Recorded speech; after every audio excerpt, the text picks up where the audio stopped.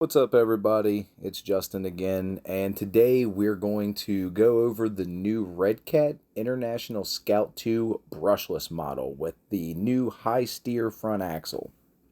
Overall, this thing is pretty impressive. The new steering angle is quite good. I would say it's equivalent to a TRX 4M. I don't know the exact degrees. It could be slightly more. It's comparable at least. Let's put it that way. You're not sacrificing steering angle with this anymore. The truck has a 4 kg Metal Gear servo that actually produces a fair bit of torque. It wasn't bad. Still has the clipless body mount system, ball bearings throughout, and the cool part is it now is brushless. I'm pretty sure the system is Hobby Wing, but it is very good. I mean, the throttle resolution is just awesome. It is incredibly smooth. You'll see here in just a minute. I get it on the table doing a few tests, and it's nice. The ESC also has auxiliary ports for lights, which is a good feature. Unfortunately, mine didn't work, and I need to sort that out, but that was the only issue I had with this vehicle. Overall, though, first look coming out the box, it's really pretty. They did the body justice, in my opinion. The 10 scale versions of these trucks were not as pretty as the smaller scale ones. Tires, wheels, nothing really special to talk about, but they get the job done. They're definitely not the worst factory tires I've ever used. If I had to rate them, I would say they're a solid 3.5 out of 5 for factory tires.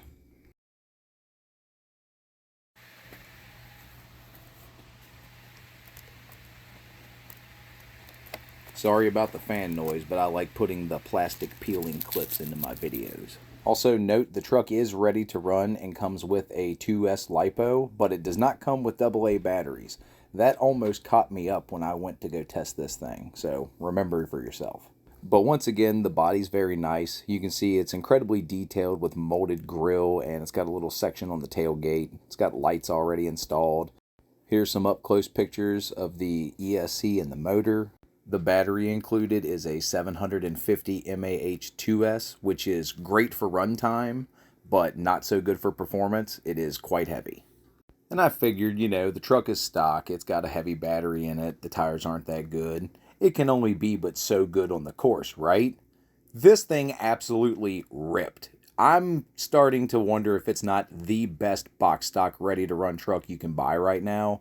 For 200 bucks, this thing's a bargain, and it absolutely walked some steep lines on our course, which I'll be showing you here shortly. Here's some up-close footage of the high steer axle, and yeah, like I said earlier, it's not bad at all. This thing really does turn a decent circle now, and it doesn't make you have to do a 10-point turn, essentially. SCX24. But yeah, check out the slow creep. It's quite good. And something that really caught me up was the throttle forward to back. It's very, very smooth. You don't really have to worry about this thing jerking around on the rocks very much. And this is, unfortunately, full speed. A 3S LiPo would do this thing some justice. But the turning is good.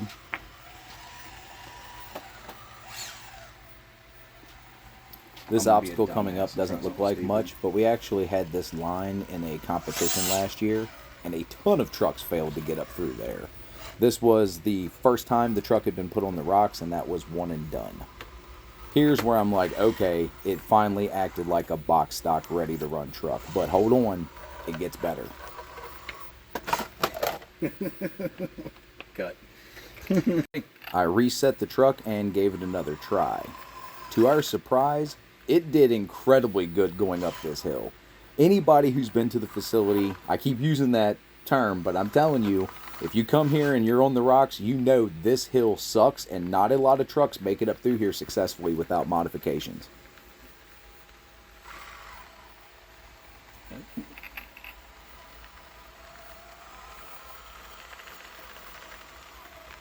We have a little moment of struggle here, but nothing that a little throttle couldn't cure.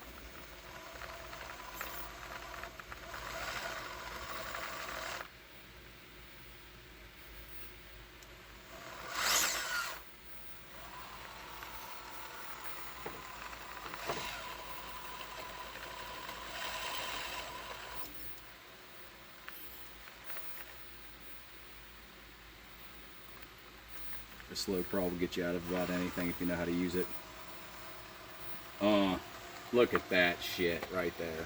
Now on to the wooden bridge of death, which to our surprise, the truck did absolutely great on.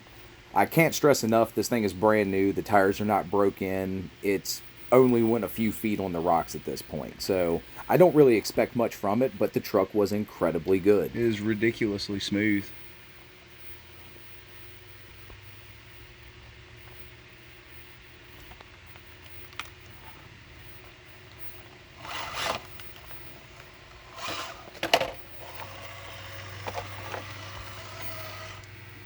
At this point, my confidence was up a little bit, so I'm like, let's try taking it down the worst section on the downhill side.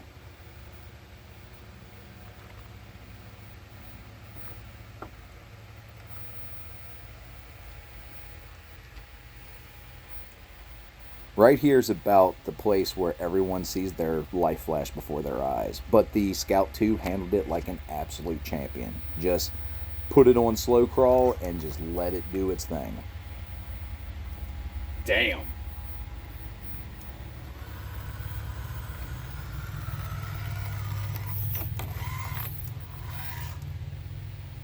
At this point, I'm impressed, so I'm like, it's got to do the bridge, right?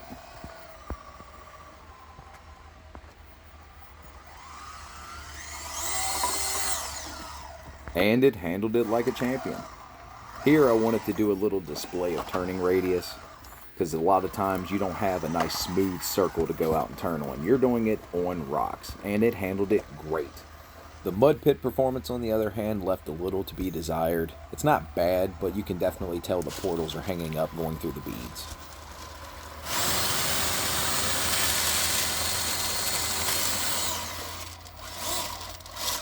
Overall, not bad though, and some larger tires would only help this.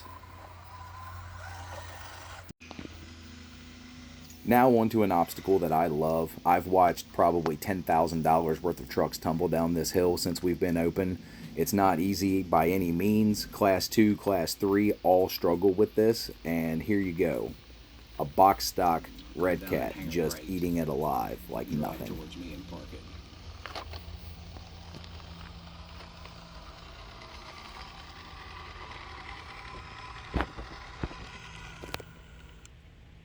Here's another great example of turning radius. A great example, but bad execution, let's say. If I was to angle this properly, I would have caught the back right tire on that rock on the inside, and it would have pivoted right around that corner like I wanted. Instead, I just went with the first take, but I know the truck's capable of it. And I was talking too much, but it did that bridge incredibly well for a box stock truck.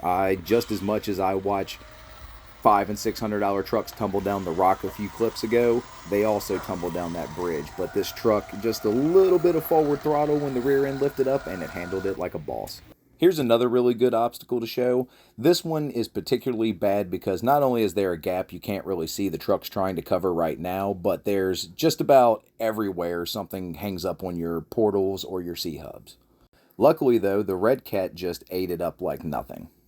It handled that transition quite well right there, and then luckily the portal axles give you that extra little bit of clearance needed to get past the bark on that branch.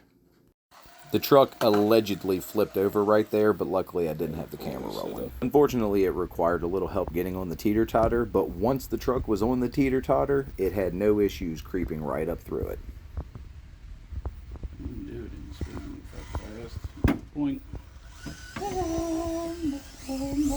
There's nothing too crazy about this obstacle, but it is narrow, so if you're not careful, you can drop a tire, which nearly happened right here, but luckily there was enough grip to get us back up. Just remember, whenever you're in trouble, all you have to do is just slow creep the truck. This will get you out of issues 99% of the time. Man, this thing downhill's good. Now here's where I started chuckling behind the camera because Jeffrey turned towards a very, very difficult section of the course that not many trucks can make it through. I happily kept rolling to see what would happen though. The truck struggled a few times to get on the rock initially, but then we figured out exactly what it needed. More power. I'll be real surprised if the truck does anything here. This is definitely a back it and bounce it kind of thing.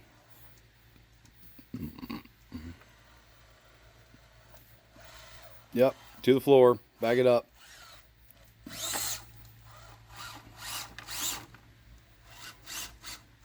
This is a notoriously difficult section of the course to turn on, so it's not necessarily a reflection of their new high steer front axle.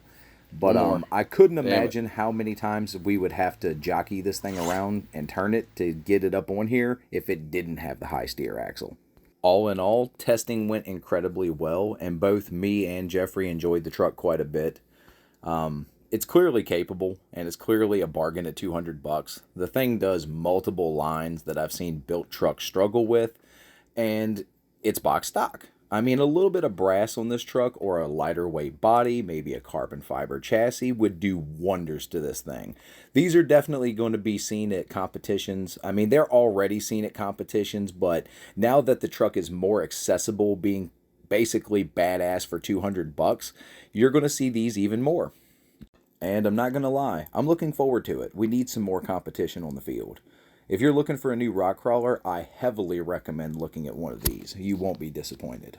Upon exporting, I realized there's a discrepancy in the suspension. You see how when the truck flexes, the shock on the opposite side leans to the inside? Well, the front shock position actually has the shock right over top of a cap head screw, and it does not allow for the shock to pivot from the top. So keep this in mind. A slight adjustment of the shock positions will cure this.